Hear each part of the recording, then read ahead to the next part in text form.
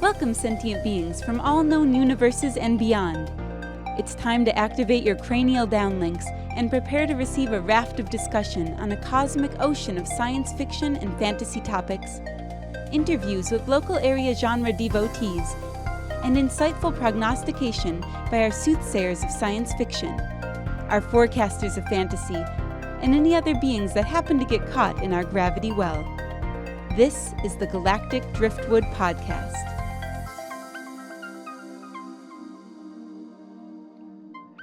Hello, and welcome to another edition of the Galactic Driftwood Podcast. I'm Bill.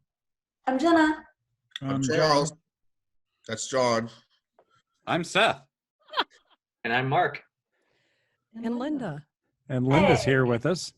We haven't seen Linda since probably episode 2 in the flesh, although we've heard her disembodied voice a number of times. Her disapproving disembodied voice of your puns. Right. Well, so this episode, we've decided we're going to talk about Star Trek Picard, which recently had its season finale episode. We thought we'd touch a little bit on Westwood on HBO. We're into episode 4 on that. Yeah. Westworld. I feel like Westwood would be the porn knockoff, more like Pirates, or the knockoff of Pirates. I think you're right, yeah. I think John's previous background got me kind of confused. So, anyway. William Shatner's styrofoam penis aroused you? Yes. So, anyway, so we'll talk about that. So, fair warning, if you haven't seen all of Star Trek Picard, there's probably going to be spoilers. And if you're not through at least episode 4 of Westworld, possibility of spoilers. So beyond episode 4, we don't know what's happening either, but we may be throwing out some conjectures. So quick show of hands. How many have seen Star Trek Picard?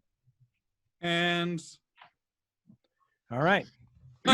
and Well, let's see. Who do we start with? Let's start with Charles. Charles, what did you think? Let's start with me. Yeah. I liked it. There's a little bit of a love-hate thing because there's a little bit of a pet peeve when the main character cheats death. Oh, Captain Picard. Right. No, but I mean just in general. And in general, I have. Oh, I see. A little bit of yeah. But if that didn't happen, they couldn't really. Well. They couldn't really call it Star Trek Picard next season. No, you couldn't. Yeah, I know. Well, they really shouldn't call it that anyway. It should be Picard Bot now. Picard Bot. Yeah. Spoiler. Oh, it was cute. It's not really Picard anymore. It's a nice. It's kind of a relaxing series. Is the way I think I put it. It was sort of fun. Yeah. Yeah. Mark, what'd you think?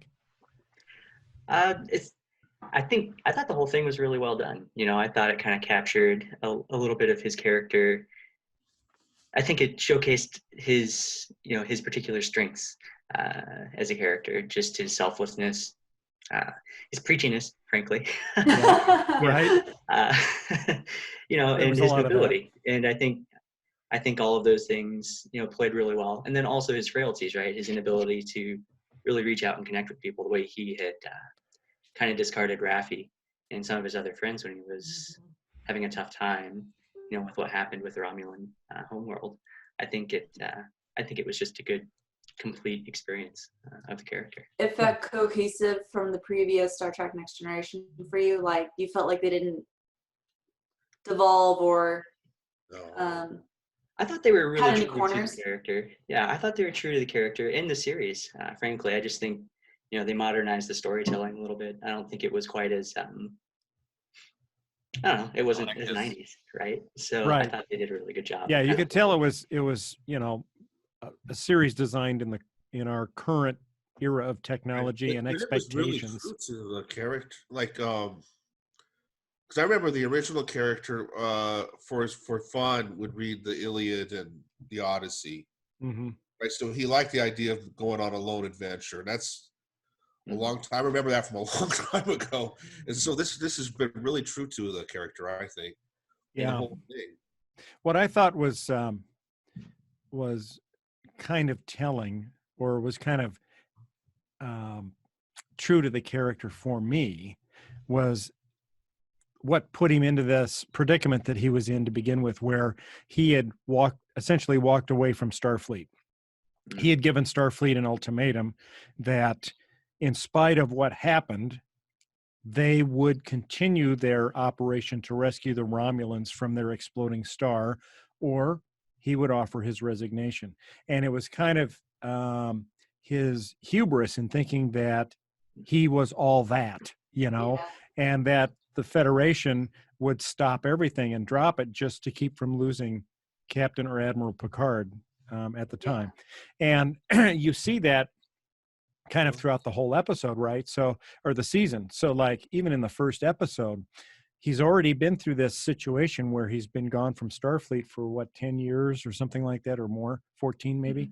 And this situation evolves where he finds a biological synthetic life form, right? And he realizes that there's elements that are out to destroy it, and that it is actually in some fashion descended from Data.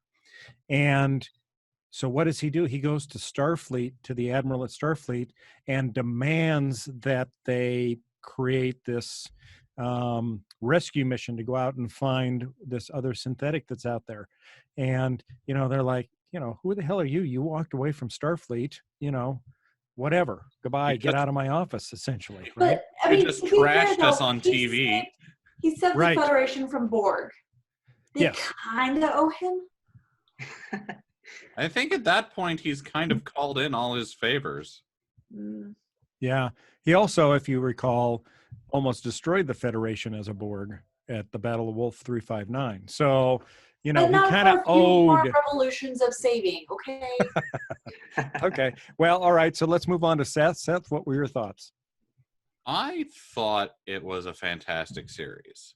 Like, I've got a lot of thoughts on it. It's like, I really appreciate how they acknowledge start off with the world building where we left off in Star Trek in the Kelvin timeline, like the Romulan, like it uses that Supernova background thing. of the Romulan sun exploding. Yep. And we get to see what, for the first time, we get to see what happens in the timeline post that. Right. And that, I think, was extremely interesting. And like we get to, I know some people are kind of being critical of the show for what is it, pandering and like Fan service. Yeah, like, Yeah. oh, why are we seeing these other old characters like Riker and Troy? And I'm like, that's what I came to this for. Exactly. Right. It's like, it's called Picard because it's connected back to Picard. His life. Yeah, and fan favorite. It's like, we get new characters, and that's awesome. Yes. And we don't spend a whole lot of time with the fan servicey characters, but we do check in and see what's happened with some of them. Right. And I want to do some more of that in the next season. Like, show me what happened to Geordi. Right. Yeah, I agree. I thought it was nice, and I shed more than a tear or two on some of those episodes, just because of the characters coming back and seeing them again reunited with Picard was kind of an emotional thing.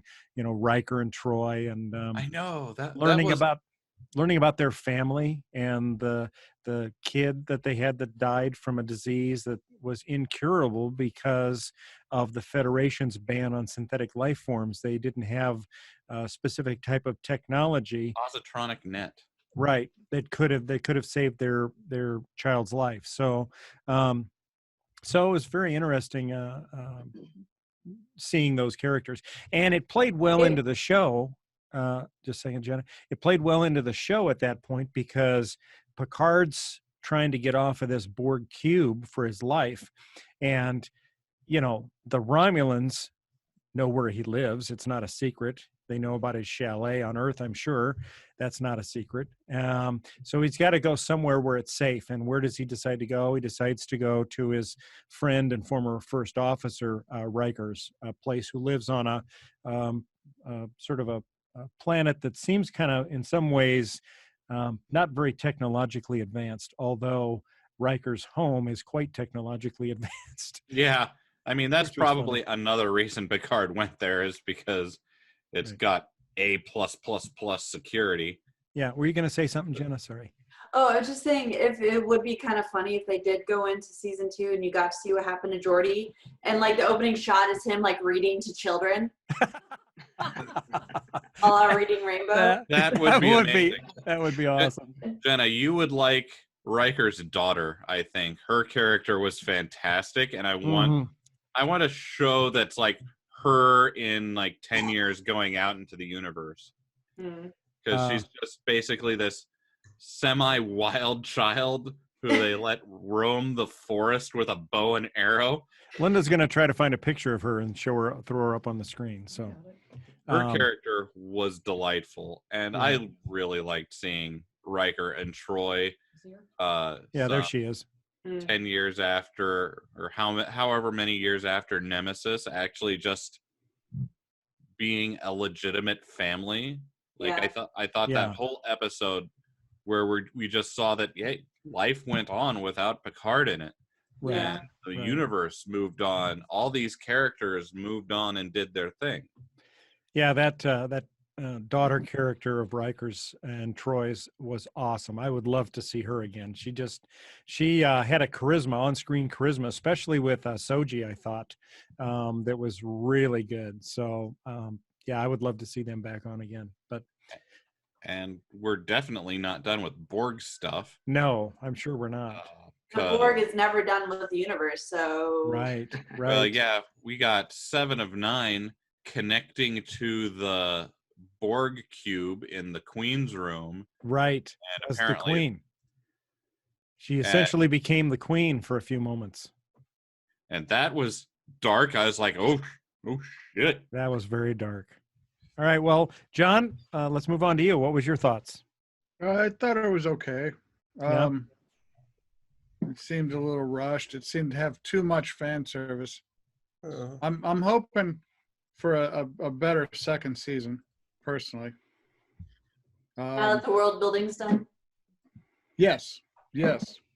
And I don't know, some of the best episodes that Next Gen ever did centered around Guinan. And I've heard Guinan's going to be in the second season, so yeah, that would be high hopes for that. That's a persistent rumor or maybe fact that's out there that Guinan will be in, so that'll be good. What parts of the fan service didn't you care for? Or? It was just too much. It was all the time. It was persistent. I just wanted a little less, and that's I still enjoyed it. I did, but I just thought there was too much, and I thought that ending. We talked about this, but due to that particular ending, there is now a way that Picard could be on season 3 of Discovery. Because he's synthetic, although his lifespan has been restricted. Yeah, they claimed. They could have lied. He could change his mind. Just open him up and switch that little inner dial from limited to unlimited to infinity. Yeah, pop off his head. Switch. Click the switch. There you go. Now you're immortal. There you go. Have fun. Yeah, the only service for X number of years of life. Yeah, with the fan service thing. But wait, is it Earth years or is it some other planetary years, which it may take 800 Earth days to complete 1 year? They said it was based on his expected life expectancy. Life, yeah. They basically gave him however many years he would have lived if he hadn't had this mental degenerative thing in his brain. He did say, though, that he wouldn't have minded an extra 10 or 20 years. You might get an extra 1,000. You might. Well, let's ask Linda, since she's part of the show, and she's the only female perspective we have on here for Star Trek What? Picard. Oh, for So- Star Trek Picard. Yeah. So You what didn't did you? see it, Jenna. We're not forgetting you. Yeah. No, Jenna's not up on it, so she's just going to kind of play the role of the audience, asking, "What the hell are you guys talking about?" I don't know what that means. So Linda, what are your thoughts? I loved it because, and I'm all about the fan service, just like Sam. I appreciated to see that. And I think that's what a lot of Star Trek Next Gen fans were looking for, is a little bit of that tie-in. So I think it made sense, at least like we said in the first season, to do that. I don't know if they'll, change that a little bit going forward. I think they have the ability to, and still keep the fan base, because now they kind of hooked them and now they've got them. I did think that seeing it was hard for me to see a different part of Picard, a different side of Picard, because of course I'm the next gen. He was the hero. He was, oh my God. And to see him kind of act like a jerk, or having acted like a jerk in the past, and him he's kind of coming to a reckoning about that. I thought that was really good. It really fleshed out his character and gave it more substance. That was a whole nother side of Picard that we hadn't seen. I liked it. Okay. I do want to say that I was very, very happy to see 7 of 9. I think I actually liked 7 of 9 more than I liked her in Voyager. Yeah. Yeah, what was it about her introduction into the show that didn't feel as fan servicey to you, right? Like what made that gel where some of the other ones didn't? She really acted fit well? in a completely different manner. All of these other actors fell into kind of their old roles. 7 of 9 kind a of new broke character. away from that whole, but I mean, it's not hard. She was like basically a kind of, very robotic, I think trying to be the Spock of Voyager. Hmm. And it's like, now she is free to be a person. And she was. I mean, Voyager So- had its Spock character, though. Tuvok. Tuvok, yeah. I never felt Tuvok was Vulcan-y. I never did. He was wasn't really sciencey. I think was because he was he's a more security guy, ops. right? He was a The problem with the fan he was a service, thug life Vulcan. Picard, in the original, he's well known enough that you figure on his adventures here there'd be all sorts of people going, "Hey, remember when I served with you?" And him going, "No, I have no idea who you are." Yeah, right, You know? right. Because in that role of captain, think of how many people you have met. because he's pretty well known on Earth, right? Yeah, yeah. Well, okay. So here's a question for everybody. There was a lot of action in the series, and there were a number of characters that were killed off. I'm thinking Daj in the very beginning, right? We also had Hugh the Borg. We also had Icheb, which, for those of you that have watched Voyager, Icheb was a former drone kid that ended up being on Voyager, I think, towards the end of the series, and was very close to 7 of 9. And so there was a part where, a section where we first see, no, maybe not where it was not, chronologically it would have been where we would have first seen 7 of 9. But in the series itself, it wasn't the first time we saw her, but it was kind of a flashback to where there's a sort of a black market industry stealing Borg technology out of living Borgs. Oh. And so they basically kill them, stealing their technology. And they do it while they're still alive without any anesthesia. They just don't care. They just go in and start ripping stuff out of them. Shit. And So 7 of 9, she is with a group called the Fenris Rangers that fight for people that can't fight for themselves. There's a picture of 7 of 9 with Icheb. And so she gets there to try to save him because he's been grabbed by these black marketeers and they've started harvesting parts of his body. And she gets there and ends up killing everybody that was there in that facility, but she's not in time to save Icheb, and he's in terrible pain and dying. And so she ends up having to put him out of his misery by killing him with a phaser. And so that was a very emotional thing.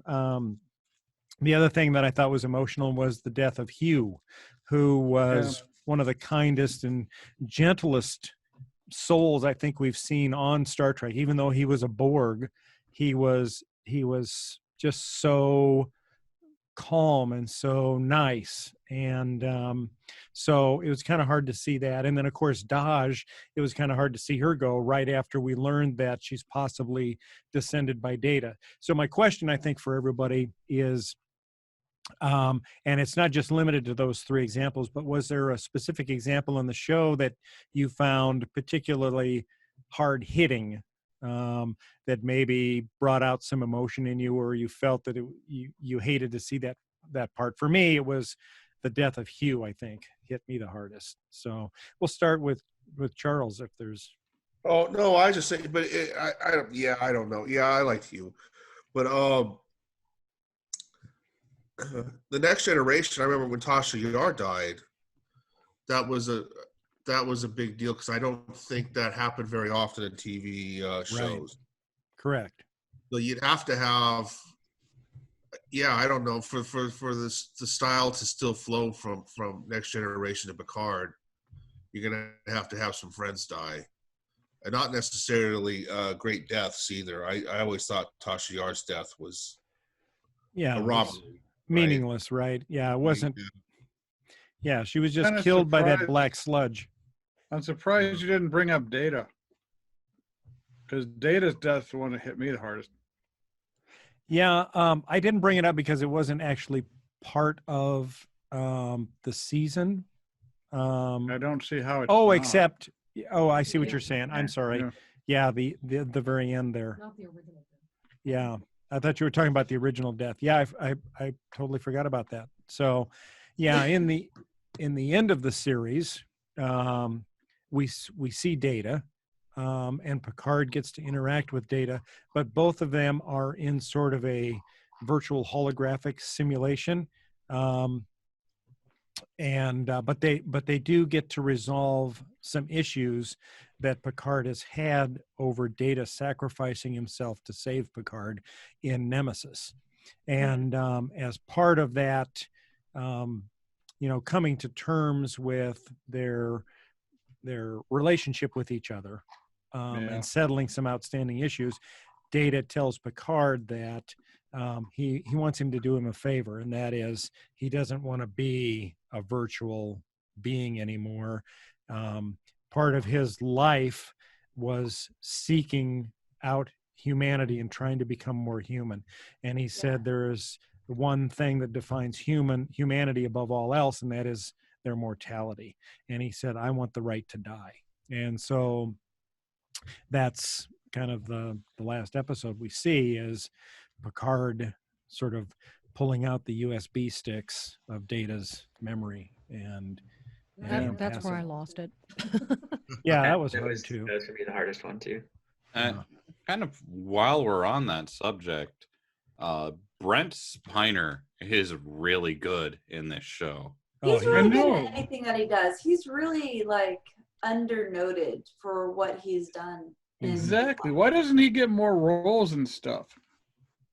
I'd love to see him in other things. He does sinister good sometimes, like when we find out that Data's physicality was based off of Dr. Su's son, and Brent Spiner is just gets to be there in the show, but then he takes that sinister twist.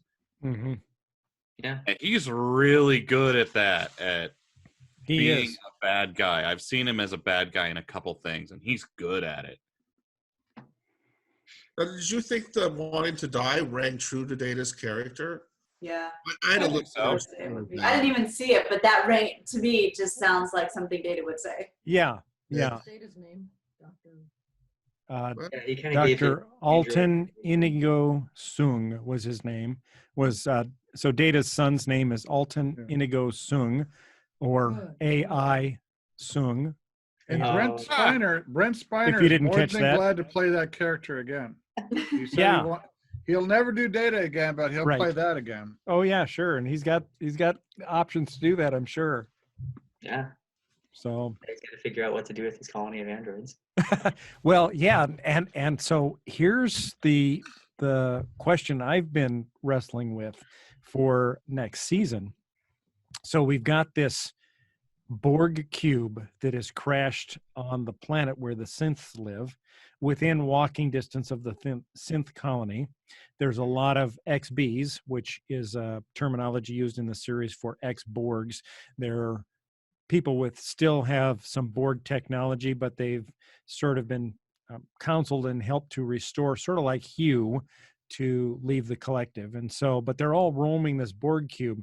And of course, their entire philosophy when they were Borg was to seek perfection in replacing themselves with more and more mechanical parts. And what to them could be more perfect than a colony of androids right near them. So I see the two of them, the Borg and the synths, getting together. I don't know what fruit that will bear, but I do know that there's a lot of very sophisticated technology on that Borg cube, and they were managing to resurrect a lot of it and get it going again. So I'm kind of wondering how that might possibly play out in future episodes. Any thoughts on that? That could be interesting, but remember in Next Generation, when Locutus was on the Enterprise and he was kind of sizing up the crew and all that, he looks at Data and he's like, "You're obsolete. You'll be worthless in the New Order," right? Like, right. So you got to wonder how much they really think fully synthetic life is even worth pursuing. Right, but that was in my mind, the reason that they did that was because there was no organic component to Data. Right. And with the new synths, they're a super upgrade. So they're completely biologic, but they're also completely synthetic, right? They're completely created. And so that might change the calculation a little bit, I'm thinking. Probably not. They cheaply stole that from the Cylons of Battlestar Galactica. It's like it makes it easier and cheaper for them to film human androids. They don't have to use any special effects. Yeah. Well, look, they did a very similar thing in Doctor Who with the Daleks, because in recent seasons of Doctor Who, you have Daleks that look totally human. And then the only way you find out they're Daleks is at some point a little hole opens in their forehead and an eye stalk pops out. Well, Star Trek's known for that, though. I mean, that's why you beam down. And I mean, right, to save a buck. Like, well, I mean, as far as human androids go, it's kind of a classic sci-fi staple of that whole wondering, am I real? Am I not? Yeah. I mean, that idea has been around for a long, long time. Galactica didn't come up with that. I have a question about Dr. Girardi. Yeah. Are they going to just let her go? She killed Bruce Maddox. Are they just going to let her, hey, it's okay? Well, I think, I don't know that they would necessarily let her go, but I think there's extenuating circumstances in that she was given a mind meld, not necessarily at her own behest, with images that were not designed for biologics that totally destroyed her ability to think reasonably and forced her to commit an act that she probably would not have done. That Romulan agent that was the head of Starfleet security did that to her. Yep, Commander O did that, subjected her to that. So I don't think she can be held responsible for that crime at this point. Well, I mean, I don't think it's the crew of that ship's job to actually determine that, though, is it? And maybe not. And I yeah, think and they may not. We don't know. Maybe they're gonna run it by Starfleet and see what the situation. Maybe we'll learn more about that in season 2. Well, I mean, to this tell you is the a- truth, I didn't like Bruce Maddox in the original series. I was kind of happy to see him get killed. But, yeah. he was the guy who I was gonna say that his death was a little bit shocking and affecting of the series, especially considering how he died and that's the whole that bit was the whole thing where you're like, oh no, what's going on with Girardi? Right. And Right. they just spent all this time trying to get to Maddox and found him, and then he's dead. And I suspected that from the get-go when they got on the La Serena, which is the starship that Picard and his crew are on, and Agnes Girardi gets introduced to Raffi Musakir, which was Admiral Picard's former number 1, and Raffi says, you just bring her on. You don't have me do any background checks. We don't know anything about her, all this kind of stuff. And that was just kind of glossed over. But in my mind, when I heard that, I'm like, that's going to come back to haunt us. There's something going on there. So, so it didn't surprise me to see her having been co-opted by Commander O to do things that she normally wouldn't do. I was surprised that she killed Maddox, especially since the two of them were lovers for quite a while.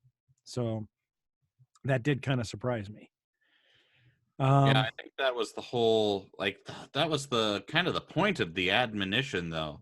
So for Jenna, everything that was driven in this series is a secret order of a secret order within the secret order of the Tal Shiar, like the Romulan secret police. They had a secret order in them called the Zad Vash. Zad Vash. Yep. And their whole point is they were against any and all forms of artificial life. Okay. And that's because they had found this, something had happened centuries and centuries and centuries ago, and there was this thing called the admonition. And it was this glowing ring of energy that when they certain people touched it, their brain would be filled with this horrible kind of images of things, kind of things to come. And prophecy. Yeah, kind of. Well, less prophecy we find out, and more. Yeah.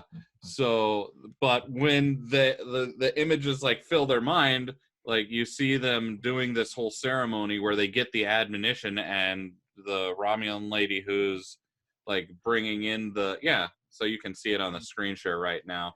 Totally looks like Ray, that center person. But yeah, when you get the admonition, it just straight up drives look like most of them just straight out insane. Half of them killed themselves. More than half. I think that woman that we're seeing there is the only one that was able to take the images and be normal. Her aunt, I think, was there with her. And while she didn't kill herself, she was kind of a little bit crazy ever after that. And in fact, her craziness was what ended up destroying an entire Borg cube, because she was on a small ship that came across a Borg cube, and the Borg decided to assimilate the ship, much to their dismay. Chagrin, because once they assimilated it, her images began to flood through the collective, and it created a sort of a cascade failure, and that cube was just immediately cut off from the rest of the collective, and it just sort of went adrift in space, and the Romulans found it. And so there's a whole potential right there, is what it sounds like, because if that imagery is a plague to the Borg, how that might be utilized later by other characters who've gone through that. Right. Well, but the imagery was also a blessed. the androids liked it. Yeah. So if you had an artificial brain, when you see the admonition, you actually get the message that was left behind.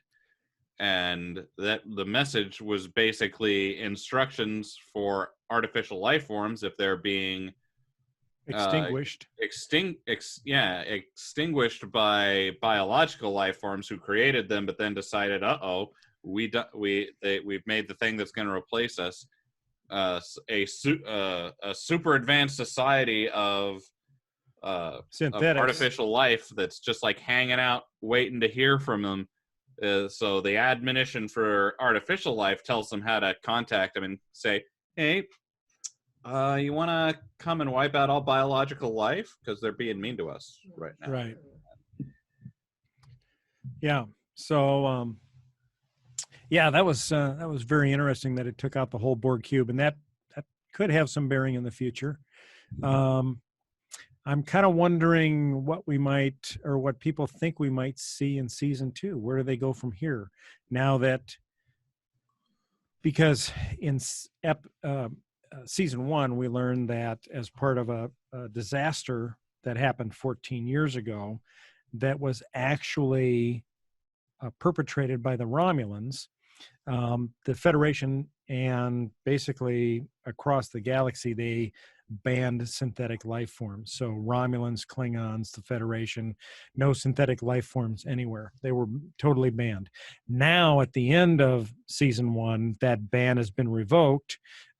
This planet of synthetics is now has submitted an application to join the Federation, and the Federation has lifted the ban on synthetics. And so at the end of the season, we see Picard and the rest of his crew, along with 7 of 9, on La Sirena, and they're sort of engaging and heading off to the whatever next adventure that they've got planned. So I'm just wondering if anybody has any thoughts on where they might go in season 2. I don't think that there's any way we could know. They exhausted the plot. The plot is done. They ended it, decisively. I don't think that's done. They could continue this because there's still the artificial entities who are waiting around for their summoning. And they put a cork back in that bottle. I don't think you want to go digging into that one. Well, yeah, but I mean, that's still there. There's still the Zat Vaj and all their android hatred. And I don't see that going away just because the androids, put the cork back in the bottle, as John put it, and closed off the portal to the super advanced synthetic beings coming in and wiping out humanity. I don't see the Romulans just giving up that easily. But that being said, Picard's search for unresolved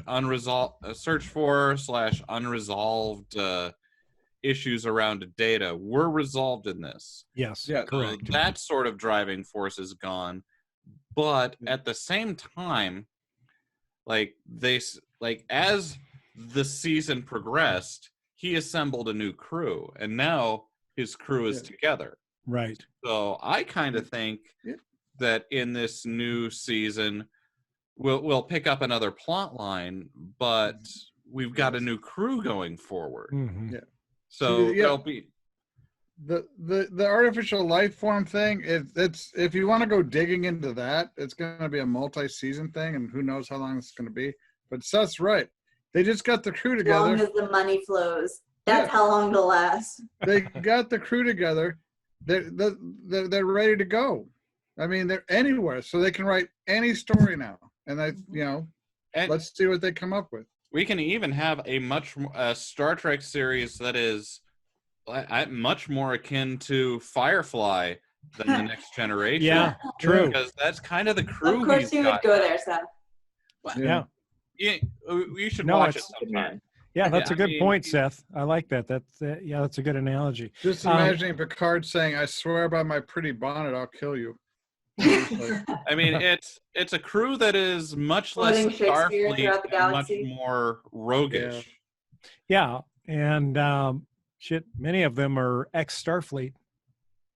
I mean, from the captain, a captain, I can't think of his name.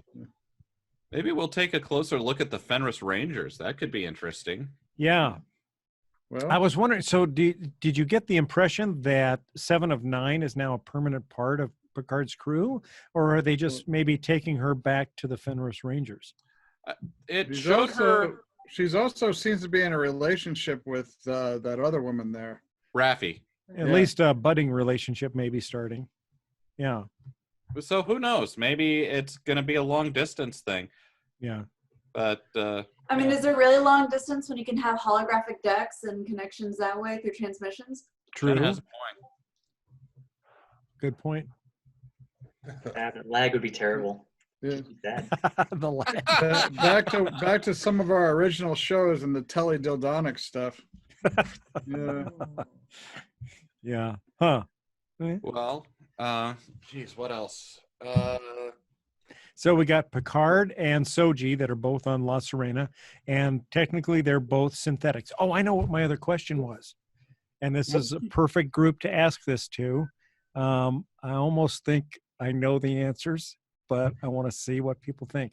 So Picard's body died at the end of the season. Everything that he was, that he knew, his entire mind was mapped and downloaded into this android reconstruction that looks exactly like him down to the last mole, right? Picard bot. Is there a difference? Because I don't know if any of you believe in souls. I know some of you don't. So if you don't believe in a soul, then there's nothing that was lost, according to the technological explanation detailed in the show, between the biologic Picard and the synthetic Picard. The synthetic Picard is biologic in construction, right? But it has this mind, this synthetic mind that is entirely duplicating Picard's brain. So what is the difference? Is there a difference? Have we lost anything by losing the original body of Picard? I mean, if you don't like, this is where was the original Picard? Like, the original Picard might have disappeared the very first time he transported. In this case, it's okay because Picard never liked children anyway. It's like I don't even understand that, Charles. He never had much of a soul to start out with. But come on. Oh, I know. I was like, that's why I was like, there's a kitty. But I mean, your body is essentially disintegrated, and then a new one is constructed in a different place. Yes. So I mean, from that perspective, if that's you've got a soul, are you getting? Is it like are there just like 10,000 Picards in heaven or something? Right. Well, there's an interesting paper that was published a few years ago by a couple of physicists, Penrose and Hammerhoff, that describes structures in the brain called microtubules that may actually connect to the quantum realm. So do we really understand exactly what the brain does? No. And it's like, how can you replicate a brain when we don't understand exactly what a brain does? So, well, we don't understand today. It's all science fiction. It's all a game. If you want to say yes, then sure. If they have the technology to map a human, turn it into energy and reform it, then obviously their computers are much more advanced than ours. Perhaps they could. I don't know if you can replicate a model of a person. It's like, know the number of atoms in the body are so high that we're nowhere near having that kind of power. Right. Although Moore's law would say that we advance every 18 months, we double our processor and memory power. so we'll get there someday. But Well, it's all theoretical. and we did see that happen in an episode of Next Gen where Riker, there was a transporter accident and Riker was duplicated. The Riker we know actually beamed up to the Enterprise, but a duplicate of him was also reflected back and materialized back at its starting point. He's And still out there, isn't he? Yeah. He should still be out there, shouldn't he? I think he took the Somewhere? middle name Tom. Yeah, Tom Riker Yeah, should so- still be out yeah, there. Tom should be out there rolling around somewhere. Mhm. I'm sure he is rolling around. Yeah. Yeah. Well, he didn't settle down with Troy. No. He could be out there trading Orion slave girls somewhere. He's the Rikerest Riker that's out there in the galaxy right now. That's true. Our Riker is making pizza in the woods. Yes, I mean, see, the right. thing is, our Riker had Troy to calm that shit down. Yes. The other This Riker does Riker- not. Right. Somehow has acquired cowboy this Riker has somehow acquired a galaxy class ship, and it's just his personal sex dungeon, going from planet to planet. Every deck is a holodeck. With the worst music ever. Yeah. Like, Welcome to the GIMP level. Oh, but, Camp level. but speaking of music, how about the soundtrack for Picard? Like, I thought that was really good. Like, they did a good job Spot of on. bringing in the themes from the Next Generation. Yep. Tying that flute into it. Yeah. Yeah. Yep. I like that. Like, the whole thing was supposed to give you nostalgia feels, and the music just perfect. Yeah, because it kind of opened with music from that you could imagine coming from his Resican flute. That's what it was trying to convey from that episode, Inner Light.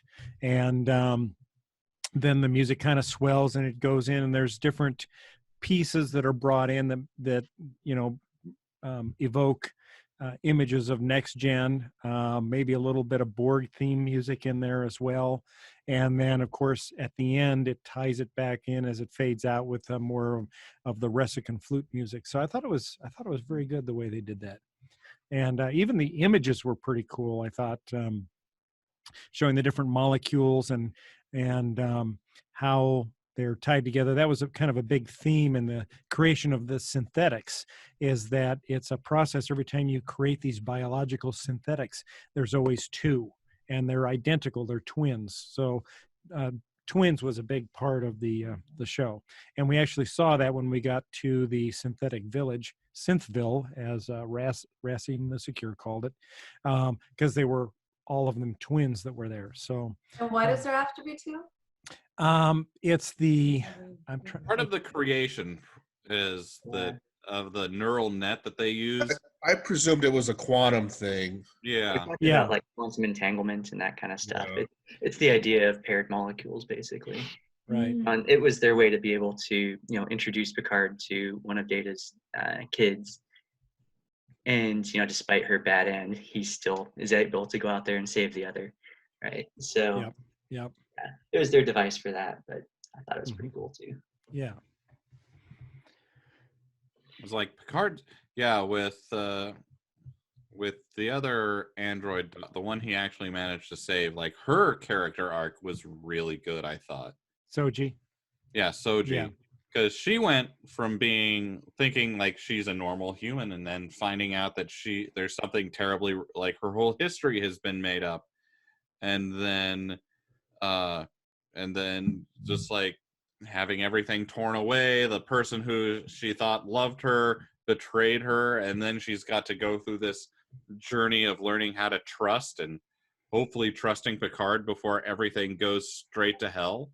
Right. From that point, I think Picard's decision to go see Riker and Troy and their daughter was probably the best decision he could have made. Especially since we saw her sister die so horribly earlier in the series. Yeah, that was awful. When she had come to Picard for protection, and he had tried to protect her, but he couldn't. He didn't have the knowledge. He didn't have the support. It was basically him and Dodge, who was Soji's twin sister, him and Dodge trying to fight against the Zatvash soldiers that were coming down to murder her. And of course, he failed at that. And it was particularly hard hitting for him, knowing that not only did he fail to protect her, but that she, at the time, he didn't know about the twin. And in his mind, she was the only link tying directly back to Data that had Data. So these synths, there's a process by which Bruce Maddox figured out that as long as you had a single neuron from a synthetic, you could actually, using quantum methods, reconstruct the entire neural pathways of the original organism. And so they basically got a neuron from B4, who Data downloaded his consciousness to, if you will, before he killed himself in Nemesis. They have B4. So they used one of the neurons from B4 to create this pair, Soji and Dodge. And probably all of the other synths, because when Picard got to Synthville, they recognized him. So Picard was traumatized, thinking that now he'd technically lost Data twice, and so that was kind of a sad moment for him, and it made him all the more determined when he found out that there was a twin out there to save the twin. So I thought it was an interesting way that they tied the whole thing together. So well, any other final thoughts on Picard? We got before we get into our quarantine update or social distancing update. Yeah, we can go into that. Yeah, well, one thing about the death fake out that they did, I think as far as death fake outs go, at least it happened in a series where it is named after the character that they faked it in. Yeah. Right? Right. So I'm like, okay, so when's he coming back? Right? It's like, is it going to be start of next season, or is it going to be in 3 seconds? And it turns out it was 3 seconds, right? Yeah. Yay, 3 seconds. I have one last thing, is like the EMH. Yeah. Those are hilarious. Yeah, they're hilarious, but you need some better controls over who can dismiss the EMH and when. Right.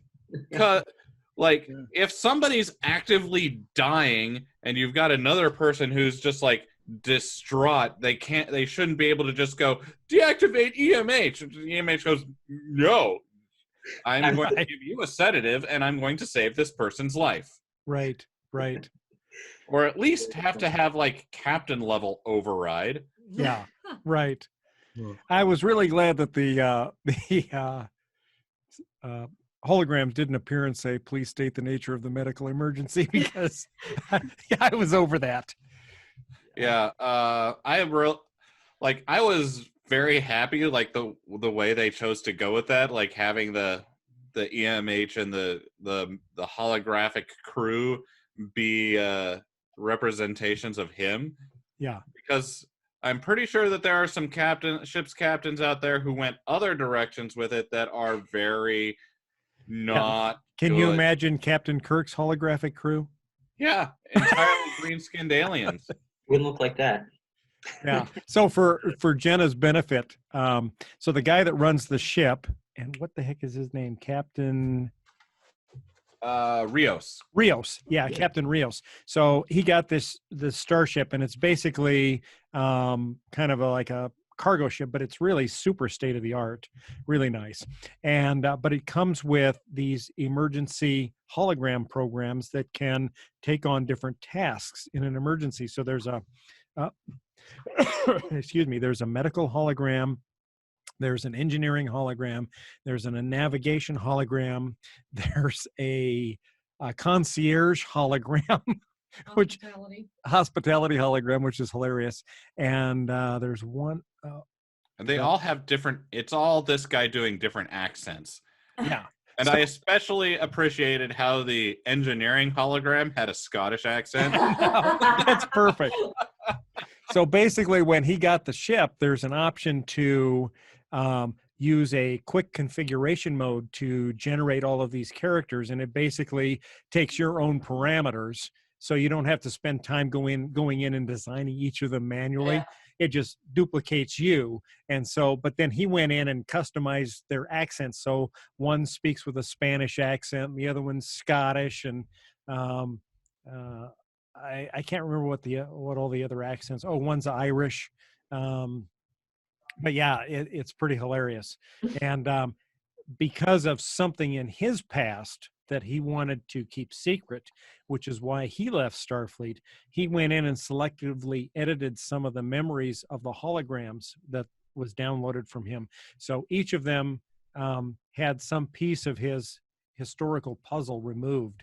And we finally find out at a point when we get all of the holograms in a room together and they get interrogated by Raffi, we finally start piecing together his story. So that was pretty cool the way they did that. I thought that made it kind of interesting. Those holograms were just hysterical. Now, what about, we haven't actually talked any about Elnor. No, we didn't. So Elnor's an interesting character. He was a child when the whole Romulan supernova thing happened, and he was part of a group of Romulans that have a dedication towards total truth and total openness, which is Also completely being assassins. Yeah, and they're assassins, and they're completely opposite from the regular Romulans. It's all secrecy and, don't reveal anything. I'm trying to think, what was the order? It's a sisterhood of. Yeah, it's the sisterhood of. But basically, he, as a child, he kind of latched onto Picard as a father figure. Mhm. But when the whole the disaster happened that forced Starfleet to stop rescuing the Romulans, and Picard retired, he had to kind of leave this kid on the planet as opposed to helping see to him. And the point that is important to note here is that this is a male child, and this sect of Romulans that's dedicated to truth and openness and martial Murdering arts, people with swords. right, is only women. Absolute candor.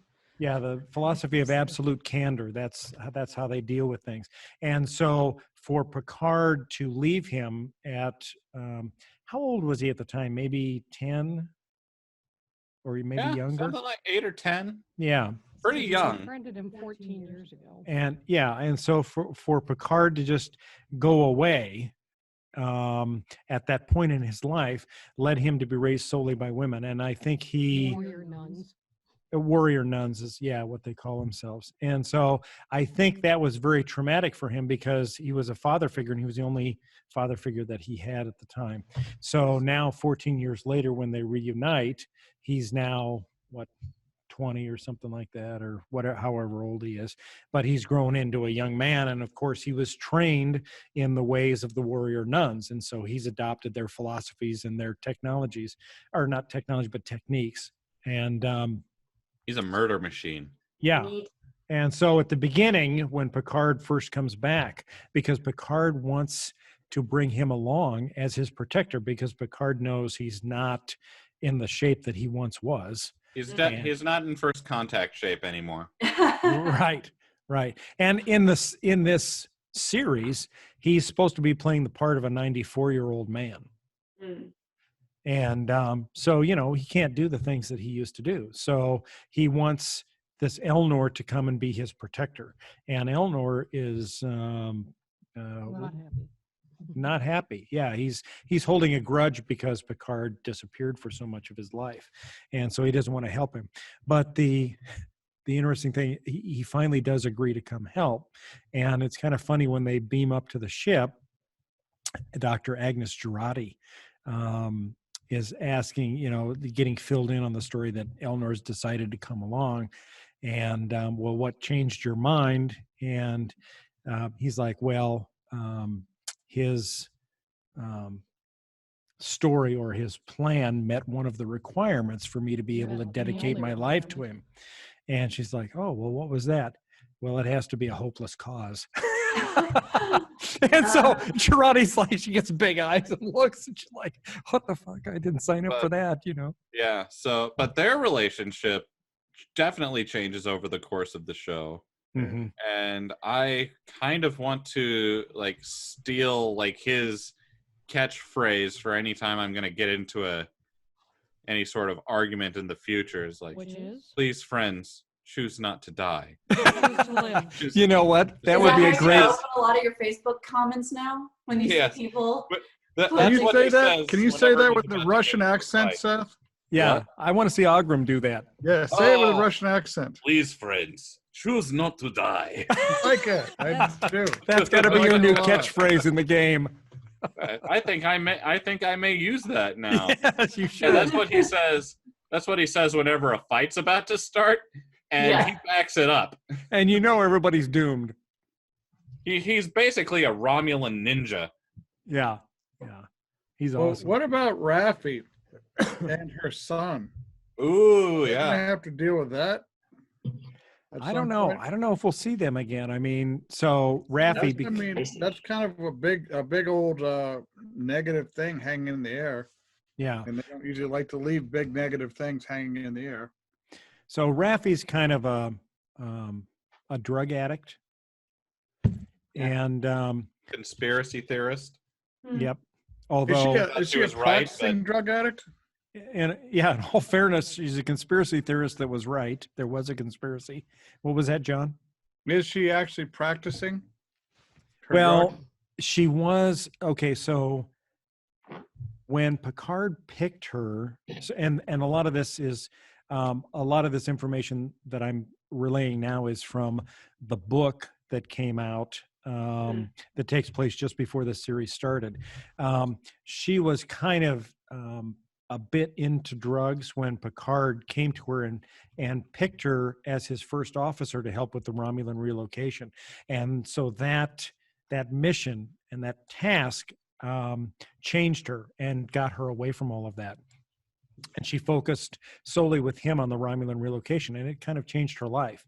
But then, of course, there was the synth attack on Mars, which precipitated the synth ban by the Federation. And Raffi, because she was so good at hacking and intelligence tasks, she got into information that led her to believe that the Romulans were behind it. And she was telling Picard about that and trying to get that information out there, but everybody labeled her as a conspiracy theory because why would the Romulans precipitate a synth attack on Mars, destroying the Utopia Planitia fleet yards that were being used to construct starships that were intended to rescue the Romulans from their own exploding supernova? So why would the Romulans destroy that, knowing that they were leaving millions or billions of their people to die as the supernova exploded? So nobody believed her. And so when Picard went to the Federation and said, you know, we're going to continue this mission or I'm going to resign, and they said, okay, nice knowing you, see you later, and he walked off, that was a horrible shock to Raffi. And Raffi, being his first officer, also found herself out of a job at that point. And so for the past 14 years, she has moved out into the wilderness somewhere away from everybody, and she's just basically a drug alcoholic. She does alcohol. A drug alcoholic. I mean, As any good conspiracy theorist will eventually do. yeah, she's into alcohol, and she smokes some sort of Roofie. some sort of Future roofie drug. thing. Yeah, some sort of Hosting future drug. 24th century ancient aliens and doing all that stuff. Yeah. she's out Yeah. there. So anyway, when Picard comes to her with this whole thing, she signs up, but only to get back to go to this other planet where she knows her son is. And she wants to reconnect with her son. Well, her son wants nothing to do with her because he sees her as a conspiracy theorist and a drug addict, and he doesn't want her involved with his new family, his new wife, who's about to have a child. And so he rejects her out of hand, which of course sends her back into another spiral of drug use. But she eventually comes out of it on the ship, and by the end, she's kind of turned around. I don't again. see how they can leave that just hanging in the air. And also, Yeah. there's some questions about why Romulus blew up. At least I have some. I don't really think that was an accident. That hasn't been fully answered yet. Yeah, this show really kind of showcases how Romulans are the galaxy's perfect assholes. Right. And can't you take your vendetta on the synths out on them maybe after your planet is saved? Yeah, they are like save it cutting for off. weekends. They cut off like half their head to spite their nose. Well, yeah. Well, and Klingons have honor. Romulans do not. Yeah. They will do whatever they can do at any time to do whatever it is they think they need to get done. Ooh, that's And- something we didn't see in this season, though. We didn't see a single Klingon. Well, they're probably trying to make a new one, just like they did for Discovery. No, we need to. Well- That's what I want to see. That's who I want to see in the next season. I want to see Worf. I feel like I'm alone in this, but I always enjoyed the Picard Q interaction, Oh, Q. and I've always Q, wanted to yeah, Q. come back. That would be fun. And maybe the Romulan son. That might be a good reason for Q to have come back. Going, Q yeah, might yeah. have done it. I think Well, just the fact that Q might have a curiosity, is this Picard really my Picard, or is it something else? Like the Yeah. philosophical questions Q could have with this new version of Picard could be very intriguing to him. Q's I always think- had a weird relationship with Picard, so I think we're going to find out that Q was once again stripped of his powers because he was a jackass, and the Calamarain finally got him and destroyed him. He's just a galactic hobo now. Yeah. That would really be awesome, because that would explain him having aged. well, Yeah, it would. Right? He said that he made himself look older to go along with Picard. So He just shows up in Picard's bed one night. Ah! that's something he would do. He Yeah, would I do know. that. Yeah, he's done that. He would show up in the way that Picard would find most uncomfortable. My favorite appearance of Q was when he appeared back after he got his powers back, and he pops onto the bridge, and he's got the trumpet and the trombone and the mariachi musicians, and he said, "He's back," and he starts playing and gives Riker a cigar. And I mean, Yeah. if Q has been quiet for this whole time since like Picard stopped going around the universe in a starship, Picard going around the galaxy in a starship again would be the thing that Would bring him reignites out. Q. Yeah, brings Yeah. Q back out, because he's Well, like, Q never. Hmm? In the first episode, right? Q was. They're all supposed to be on trial, and as far as I know, that never finished up. it did in the very last episode, or the I think last, that finished. yeah, all Well, good he said things. the trial That's never kind ends, of right? finished that. Okay. Yeah, he said the trial never ends at the end of TNG. right, So, Oh, he did. he Okay. left the door open for, hey, you guys are constantly having to prove yourselves as a species. correct. The universe is Oh, proving. There he is. Linda found him. That was awesome. I love that. Hold Uh, on. Look at Picard. Oh, yeah. Picard's got the disgusted look. That would have been my favorite day on the bridge. Okay, worry, well, Roger. I think let's wrap up Star Trek Picard. Everybody, I think would agree. Watch it if you haven't seen it. Good. Even though You we can probably watch it for ruined free most of now. it for you. But yeah, you can watch it for free. So, all right. So then, what's everybody doing to keep busy during the quarantine? We'll start with Jenna. I am still working, unfortunately, so I've been plenty busy. But in the meantime, I've been trying to just like do little projects, sort things out, running a lot, even though I hate running. But it's good for calming the mind, because with Aaron still having to report, I'm alone 10, 12 hours out of the day. Oh, And to go geez. through that 5 days straight, it starts to wear on you. Yeah. I think if I was doing stuff I enjoyed, it probably wouldn't be as bad, but because I'm still having to do work, I'm like, ugh. Right. Well, so let's go to John then, because John, you also live alone. And what's it like for you being in I love quarantine? it. I think it's the most. It's in some ways I don't even notice that it's happening, but it's weird because now all my classes are online, all my institutions are closed. There's nobody there.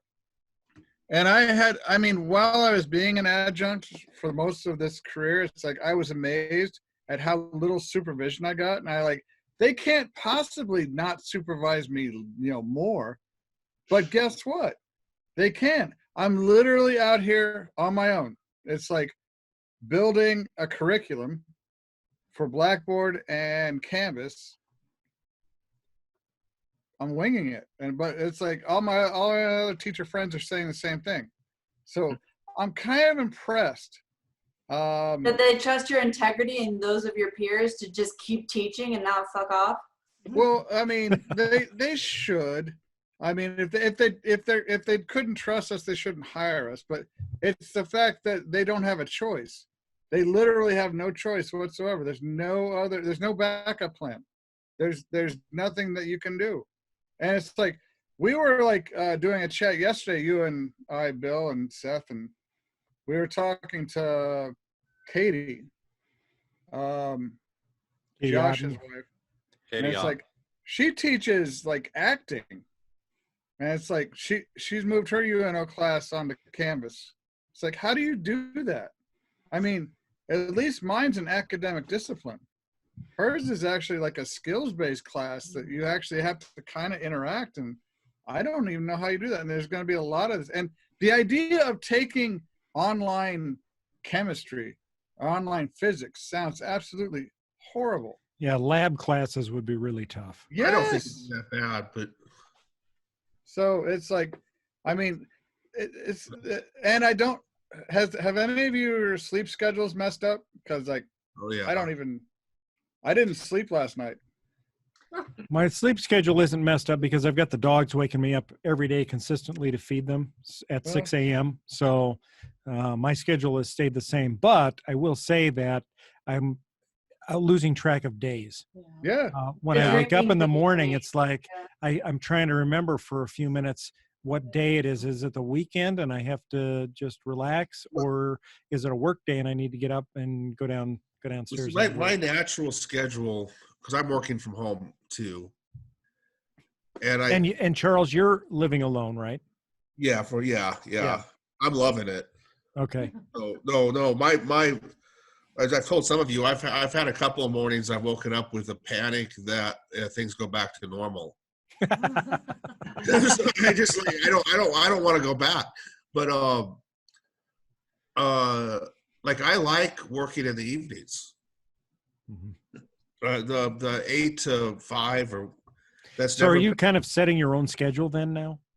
Well, yeah, I'm gonna have to show up for meetings, but as long as I put the time in, and I've got more than enough. Yeah, we kind of had a surgeon work rather than. Yeah. So I think that's because everybody panicked, but so I have more work than normal. Okay. But I like, when the sun sets, I like to put in 4 hours. Yeah. Okay. And so, to me, that's been really nice. Then I could take a couple hours and go for a walk or whatnot. And clean house. All right. Well, Seth, how about you? So you and Katie are there together, so that at least you have someone else to interact with. Are you both working from home? Yeah, we are both home all the time now. So, but and how are you guys managing to keep busy? Katie is doing a lot of gardening, but I am trying to keep myself busy with creative pursuits.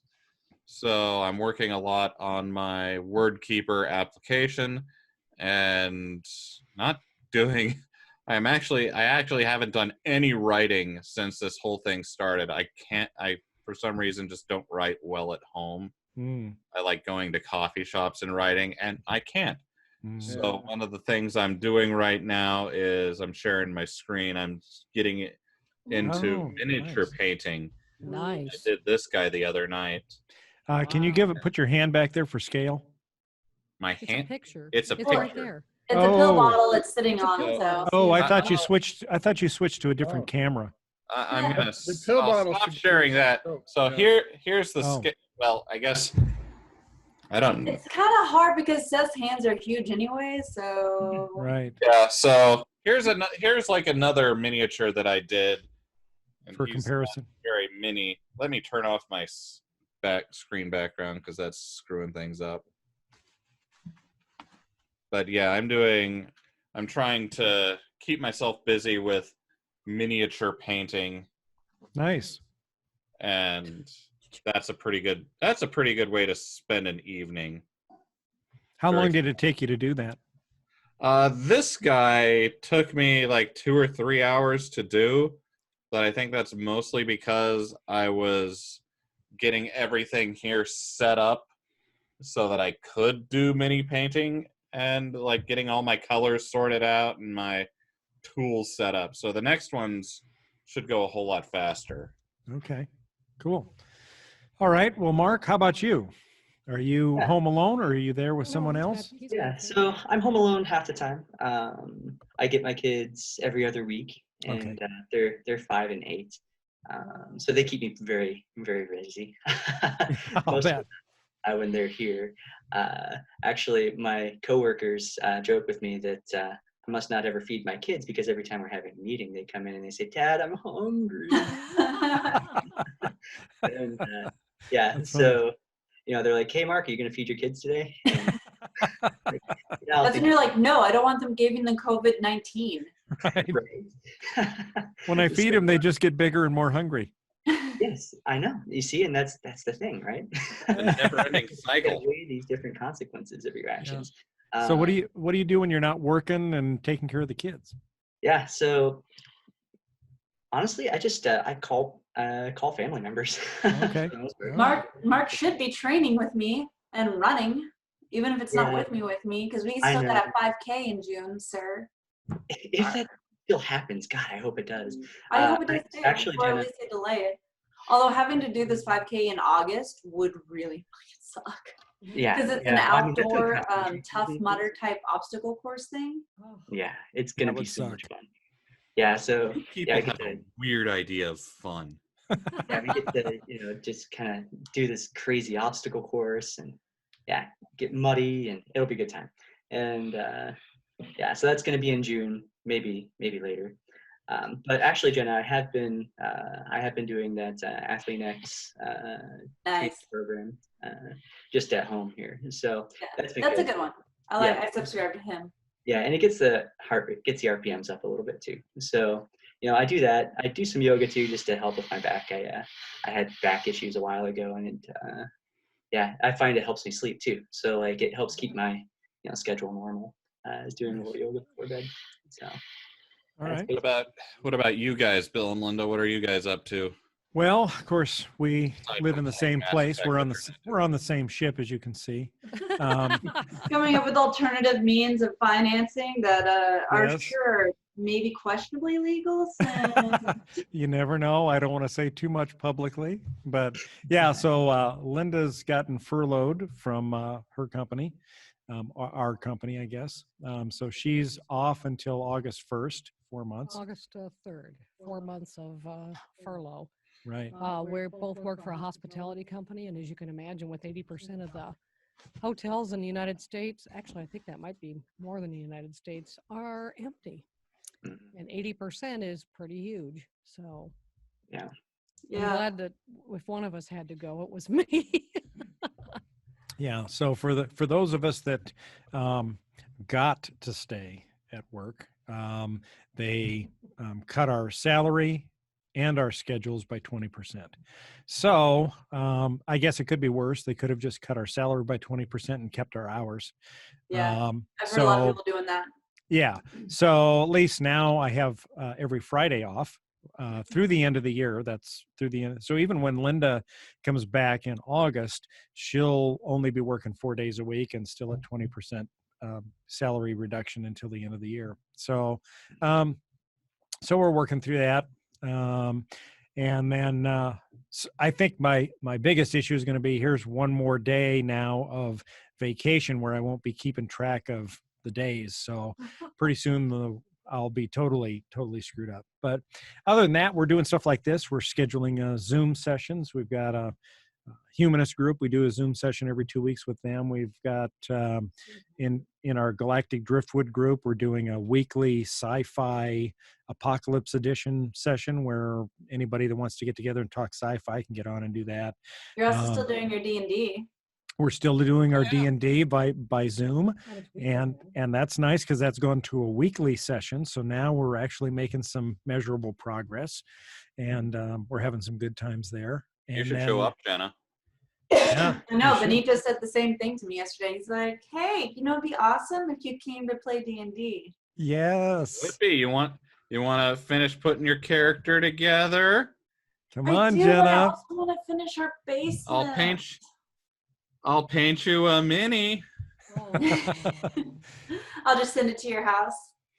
You need a little bit of variety in your week, Jenna. You can't all work and no play makes Jenna a dull girl. I am the dull girl anyway. No, you're not. Oh, you're not. Nobody that has as many swords as you have can be considered a dull girl. I know. I still need to figure out where I'm going to put all of them. Right. The bodies of your enemies. No, because I don't display the bodies of my enemies. That's incriminating. And if Tiger King has taught me anything, I just need more big kitties. Yes, right. To get rid of the remains. To get rid of the bodies. Tiger King shouldn't teach you anything. I don't think I'd use any of those folks as a role model. It's basically evidence of a crime. Every single person on there should be in jail. Except the woman or the trans man who lost his arm. Yeah. Yeah, I think he paid his dues. Yeah. Okay. I'll let one person live. When you have your arm ripped off by a tiger and you go back 5 days later. That's dedication. You're a mental patient. That's what you are. Or you just resign yourself. This is the only way you can pay for anything for yourself. I suppose. Yeah, I don't know what the job market's like in that particular part of bumfuck nowhere, but yeah, It's not great. that's all he could Telling do. you, it's not great. Right.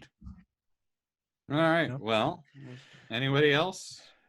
I don't think so. I think that's about it. Unless we wanted to touch on Westworld just a little bit. I said we were going to talk about it. Yeah, I think it's just about lunchtime. Yeah. One thing I did want to finish out with is game stores are still open. Mm-hmm. Most of them, give them a call and they will do curbside delivery. Game Shop in Bellevue and at I think 148th and